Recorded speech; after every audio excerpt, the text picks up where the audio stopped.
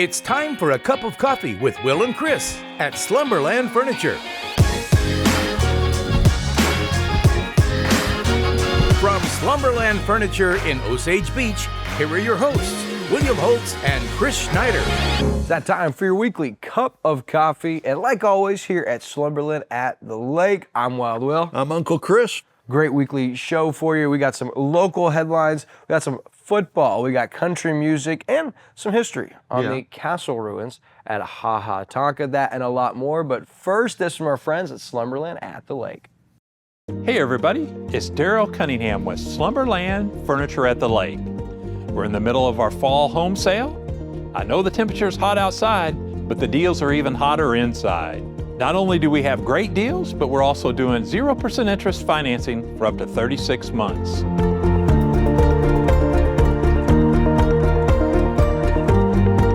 Come check everything out at Slumberland Furniture, where we're bringing happy home. The lake has it all, even this time of year. Some incredible events.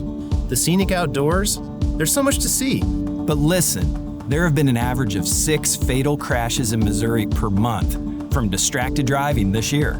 That's where you come in. Always remember to buckle up and put your phones down. Your eyes belong on the road. This reminder to drive safe, boat safe, brought to you by Price & Randall Injury Attorneys. All right, so our weekly cup of coffee right here at Slumberland. And Uncle Chris, this morning we get here, it's rainy outside. And we needed it though. It's been a pretty dry summer, right? I've noticed like the fall foliage is starting earlier this year, and I think it's just because everything is so dry. Yeah, I'm hoping that here in the next couple of weeks we get the foliage here at Lake of the Ozarks in its full capacity. Because if you remember like 2018, you know, this video here from Daniel Carnahan, Skyview Photography. There's nothing like fall colors at Lake of the Ozarks. And over the weekend, we had the kind of wrapped up the boating season, the in-water boat show, the fall in-water boat show at Lake of the Ozarks Marine Dealers Association. And Chris, they had a record 105 boats on the water at Dog Days. I spent the whole weekend watching your videos from the in-water boat show. It was pretty cool. Looked like they had a great boat show. Yeah, it was cool, and I will tell you, it's really neat when you walk all the way up and down all 4 of the docks. Just see how diverse the boats offered here at Lake of the Ozarks. Like anything you may want and any budget that you may want to enter the market in, there's an option for you at Lake of the Ozarks, and that's one of many reasons that sets Lake of the Ozarks apart from anywhere else we feel in America. And as we talk about fall foliage and boating, we said it's kind of the wrap up, but listen, like the next month is probably the most serene time to get on Lake of the Ozarks. Yeah, it's my favorite time. Fall is my favorite time at the Lake of the Ozarks because the water's quieter. We can get out on the boat a lot as long as the temperatures stay warm. Then it's gorgeous. It's wonderful out there. The hardest part about it is so many of the places have closed during the week, so you got to find a place to go if you're going to go eat or something like that. But it is so beautiful, so nice. We need the rain, but you can't boat during the rain, you know, and Bike Fest, you know, I mean, everything happened perfectly weather-wise this year. Great weather, and now we get the rain, so that's good. Yeah, perfect timing. So, all right, our first local headline and ongoing story, and we kind of got an update from the city of Camdenton and their FBO lease agreement with Lake Aviation for the Camdenton Airport, right? The meeting was Tuesday, September 16th, and it was well attended, and the real topic of discussion was the Camdenton Airport's FBO lease agreement extension, which had been motioned at a previous meeting by Alderman Eric Face through December of 2026, which was about 7 months further than it was initially in the lease with Lake Aviation. And this new extension that was listed and put into the agenda for this Tuesday meeting had 5 different bullets, and Corey Lewerke with Lake Aviation expressed concern with some of the added stipulations with that extension. Amanda Hayes spoke on the issue along with pilots and airport people who have hangars and fly in and out of different airports. And in the middle of all of this, there was just open dialogue. It wasn't real heated, right? It was very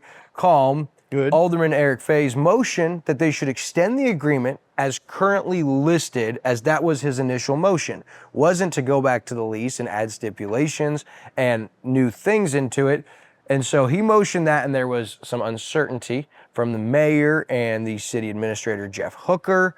And so City Attorney Phil Morgan said, well, there is a motion on the floor with a second. We have to vote here, right? So there was some discussion, and there's still some uncertainty in the details of that lease extension, but it appears that the general consensus I got from this meeting is not only did they want the agreement just to stay as is through that December of 2026, but Chris, some of the people speaking, pilots and people that want hangars, urged the city against taking over control of the Camdenton Airport in regards to preferring a private run FBO in regards to a city or municipal FBO. And there was some even mudslinging from people talking about, like, look at the leasee fine airport. We would much rather fly into Camdenton Airport because it's private, not run by the city. You have better staff, you have better upkeep, you have better amenities. And so that was the consensus I got. I wasn't 100% sure what that meant in regards to Lake Aviation's extension. So I reached out to the city.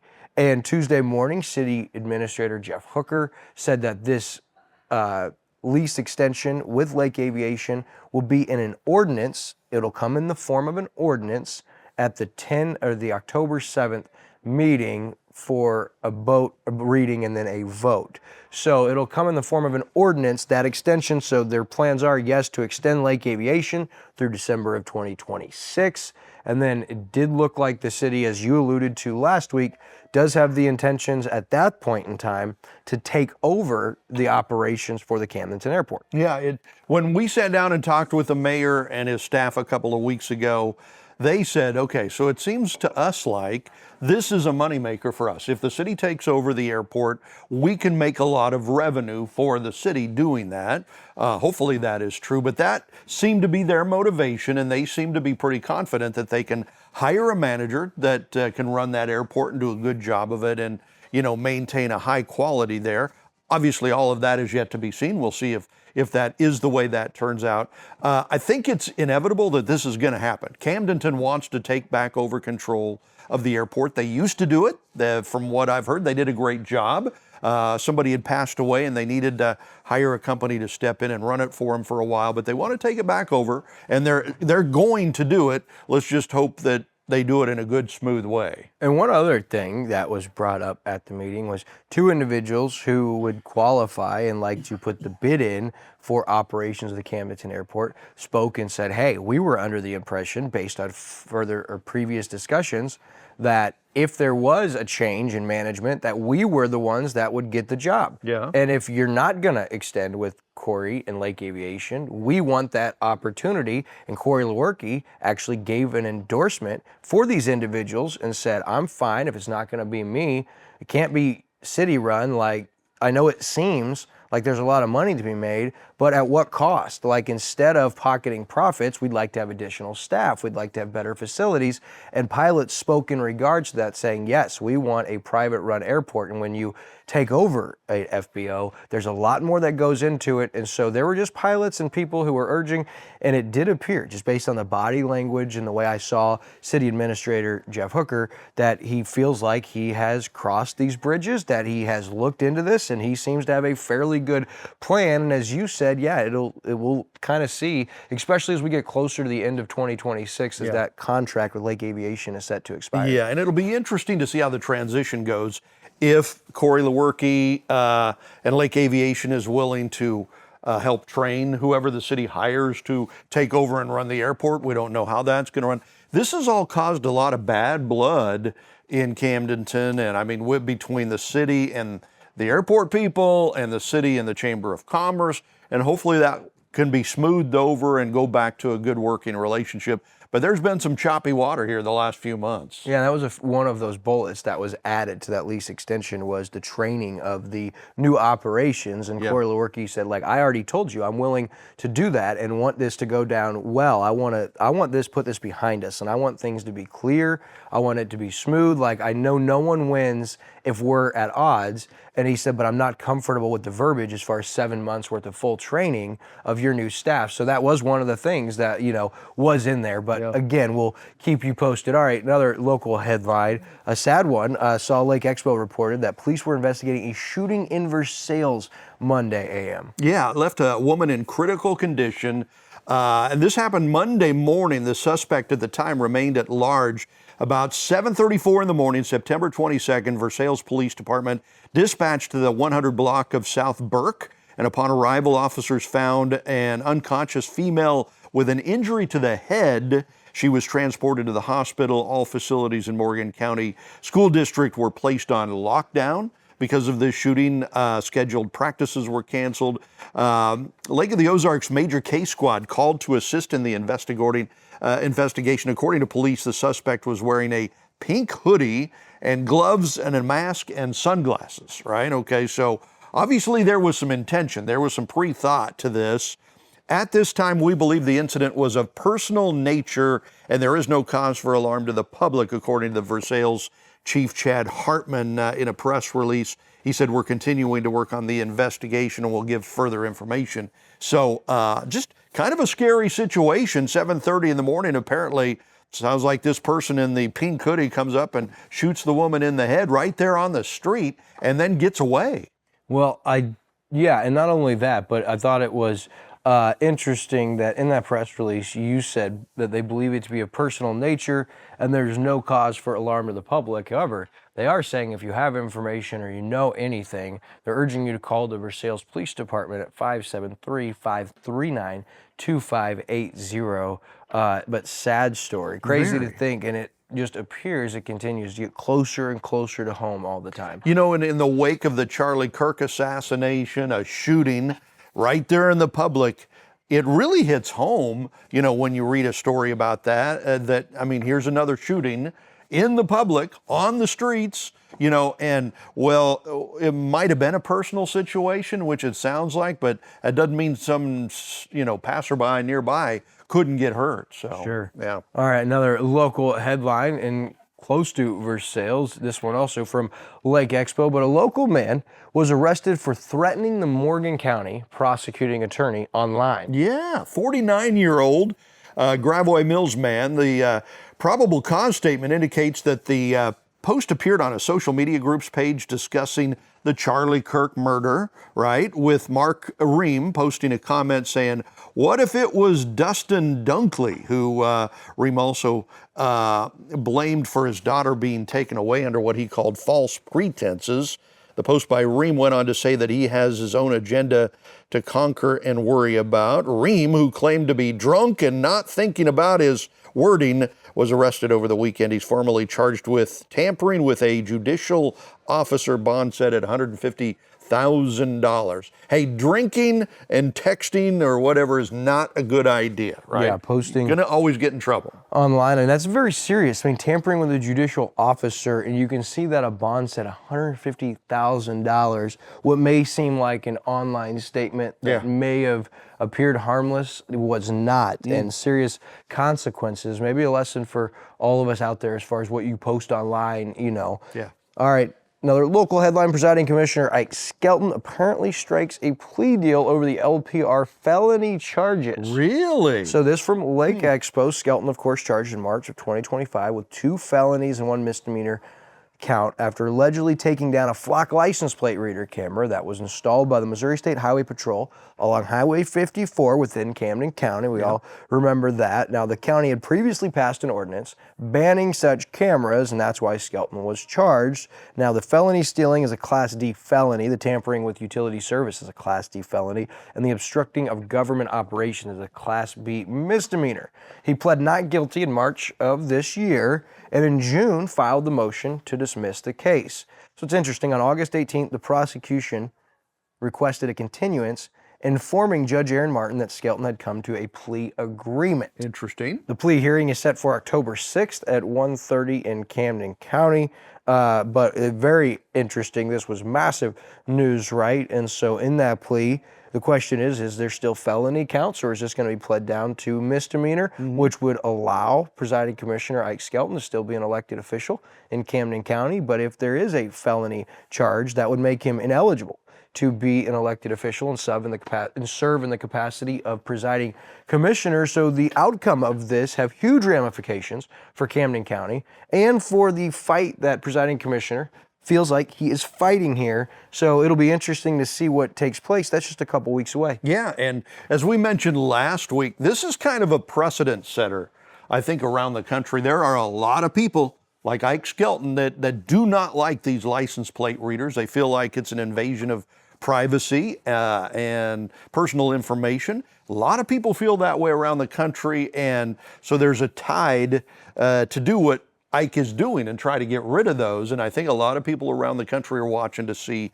how this plays out, to see what they can do and how far they can go. It will be interesting to see what that plea is, that's for sure. All right, so wanted to tell you guys about a really cool event. It's the Missouri Country Music Association Jamboree on October 12th. Mark your calendars. It's the 13th annual MCMA Country Music Jamboree, and it's at the Lodge of Four Seasons in the Campana Hall. Doors open at 1. Show set to begin at 2, and there will be incredible country music, drawings, auctions, raffles, etc. Now, through 12 years, this event has raised big money for LOSA, the Lake Ozarks Soccer Association, Wonderland Camp, and State Fair Community College right here at the Osage Beach campus. If you're curious, country music, who will be there? A few names: Lanoa Williams, Ron Williams, Bill Goofer Atterbury, Dennis Strogmat, Alicia Farrell Lange, Larry Hurst, Helen Russell, Marty, Randy Newman, and there will be an amazing band. So if you like country music, like, this is the thing for you. But here's what's cool, because this is for something special. Since 2022, this event has raised $26,500 for Wonderland Camp. They have, since 2013, the event's inception, they have donated $125,000 to LOSA. Yeah. And since and over the last 10 years, they've given 8 annual scholarships to State Fair Community College recipients. And it is a self-sustaining scholarship fund that is in an endowment fund that currently has a balance of over $150,000. Nice. That'll continue to impact people getting scholarships right here in the Lake area. That is the 13th annual MCMA Country Music Jamboree on Sunday, October 12th at the Lodge of Four Seasons. Our good friends John and Lynn Farrell and their group of great talented musicians put this event on, and Lake TV's been involved in this historically. It's really a cool thing, and if you like country music, you want to put this on your calendar and make sure you go support an awesome cause. Yeah, I like country music. So, and it's a good thing, you got different kinds of country music. You got bluegrass, you got your real twangy stuff, you got your pop stuff. And these people are real country people, right? These country music people. So it's great. If you like that kind of music, get out there and see this, because it's right up your alley. And it's all, man, it's the real deal. It's not fake at all. Right. All right. And something tells me, like, were you ever in a band? No. I used to have long hair, but I was never in a band. Okay. I was just the good-looking guy that stood out front. Yeah, right? sure. I see it. Yeah. All right, so hey, I don't know if a lot of you that watch Cup of Coffee may not be connected with us on social media. If you're not, I would encourage you to go plug in. But hey, maybe you're not a social media person. That's totally okay. Well, you haven't seen the history of the Ha Ha Tonka Castle ruins, right? Yeah. Okay, so real quick, I'm going to give you a little Cliff Notes version. Okay. Starting back in 1904, a wealthy businessman, Robert McClure Snyder, who was a successful wholesale grocery guy from Kansas City, he then worked his way into real estate banking and utilities and surmassed a fortune. Well, he purchased the grounds from Robert Scott, who was a railroad guy. He was going to make it like grounds for a railroad to come through, right? Oh, and really? It didn't work out, so he sold in 1904 to Robert McClure Snyder. Snyder said, which I thought was so cool, "Here I will spend my leisure, secure from separated from the worries of business and the excitement of city life. I will fish and loaf and explore the caves of these hills with no fear of intrusion." Wow. He fell in love with it, right? Wow, yeah. In 1905, the building of the mansion began. 1906, Robert was killed in an automobile accident in Kansas City, and it was one of Missouri's very first car accidents. Wow. Construction was halted for 16 years at the castle, and in 1922, Schneider's sons, Robert Jr., Leroy, and Kenneth continued the work. In 1937, Robert Jr. died, but the castle had been finished for a few years. He was sick, he was depressed, and he was caught in litigation fighting, believe it or not, the construction of Bagnell Dam. Interesting. And so They depleted the family fortune, and they ended up having to lease out the castle and their family estate to a lady who used it for a hotel for about 7 years. In 1942, a fire burned the mansion and carriage house down, and the mansion was then abandoned the next 36 years. 1976, vandals then torched the water tower that we all know and love. And then it was 1978 that the state of Missouri purchased the grounds and then opened it as a state park. All of this information and photos you see is from the Miller County Historical Society Museum, and they are contributed by Mike Weineman, who told the history and provided those photos, but you actually got to see some of those photos of like inside the castle and inside the carriage house, which is incredible history. If you've been at Lake of the Ozarks and you go to Ha Ha Tonka State Park, like you still know the ruins are there, and it's pretty cool, right? Oh, so cool. And then when I was talking with the Camden County Museum ladies, they were telling me they have seen diaries from hundreds of years ago when people like, who's the famous, was it Davy Crockett? It wasn't Davy Crockett. Daniel Boone, right? Okay. He and his sons loved coming to the Ha Ha Tonka area to hunt way back when because of the springs and everything. So that's been a popular, cool area for centuries. Yeah, and it's riddled with caves too, and different things, even off the trail that you're not permitted to go on. I mean, it is really something. All right, hey, COMC promotes safer communities with free flu shots in October. A lot of people, you get your flu shot, you know it's coming up, flu season, and so free flu shots the entire month of October with COMC from 8 to 5, Monday through Fridays in Camdenton, Lori, their Osage Beach location, and the Hy-Vee Osage Beach location, along with Richland. And hey, maybe you can't get in 8 through 5, guess what? Tuesdays in October from 5 to 6:30, they'll have the opportunity in Richland and Camdenton, and this is available to all community members. COMC is promoting safer communities with free flu shots. COMC, for your health, is their mission. Yeah, good people at COMC. All right, speaking of health, I got to tell you about my buddy at Beck Wellness Center in Sunrise Beach. Okay. Yeah. He's a chiropractor, Dr. Mark Beck. And when you hear chiropractor, you think of a lot of things, right? Well, I went and saw him. We've known him for a while, and I've been needing to go in. You got headaches, spinal decompression. One thing that's really big with Dr. Mark Beck is neuropathy, knee pain, nutrition, frozen shoulder, plantar fasciitis, all kinds of things. Well, I went in because at 17 years old, I had double hip hinge surgery. I had a pin put in both sides of my hips, and I've kind of put off going to a doctor. It's been almost 15 years, right? Wow. So I've got hips and back and shoulder issues, just ongoing stuff from thinking you're invincible. Yeah. So it was about 3 weeks ago, I went on my first visit, and I was surprised that Dr. Beck said he wanted to take x-rays. I didn't know when you went to a chiropractor, they would take x-rays, but it made sense. How can he go in there and work on a solution if he can't see what's going on? So I got my x-rays, my consultation, an adjustment, and knee therapy, and it was $150 total cost, including x-rays, which is good because I don't have insurance. Right. And then he started me on an extensive 12-week program. I go twice a week for the first 6 weeks, one time the second 6 weeks, and I am 5 visits in now. I'm not wearing my knee brace, and I got to tell you, Mark, Sandy, Bobby, Trudy, Jesse, Laura, and their whole staff is amazing. And I wanted to do something because I'm like, this is pretty awesome. Like, I think other people, whether they've got bigger issues than I do, or they just want to come in for an adjustment, or hey, maybe they want x-rays and they can't afford to go, they don't have insurance.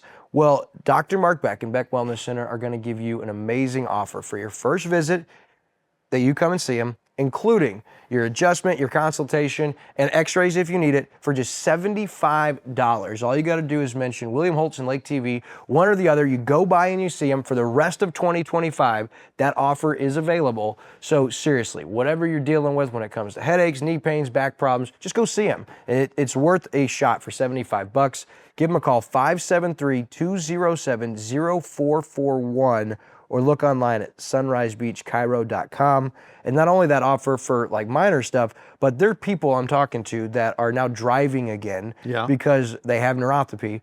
I don't even know if I say it right, but neuropathy, is that right? Neuropathy, yeah. Neuropathy, and they weren't able to drive or walk, and they're on a treatment and a program, and they're getting their quality of life back, and I thought that was worth telling others about. And I loved hearing your stories. Like, first couple times you went in, you said, well, he went in and he did this and he did that, and all of a sudden I could walk again, kind of a thing. It's amazing what those guys who know what they're doing can do for you. What? You know, putting your body back in shape. I have a weird slouch. Like a lot of people probably realize it. Like my shoulders just don't sit normal. Well, they're getting back to normal, you know. And so I'm excited. I'll keep you guys posted on my progress, you know, over these next few weeks. But seriously, go see him. And if you mention us, like you're going to get your first visit, X-rays, the whole shebang, $75. Can't beat it. You've got a lot of arthritis, right? That you were showing us that showed up on your X-rays.